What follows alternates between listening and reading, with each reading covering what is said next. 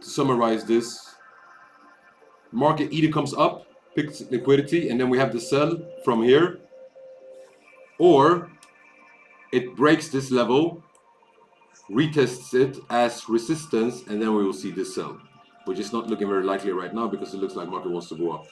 But that's that. For gold, what did we say? For gold, we have this.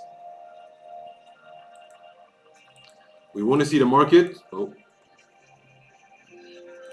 We want to see the market come up here to this sell area that we have and hopefully hit the top of it, and then that's where we enter a sell.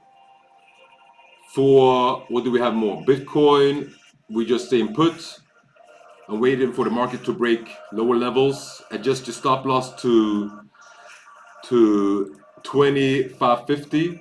That's what I have adjusted my stop loss to. Is this white line here. So we have secured 110 pips on that take profit, and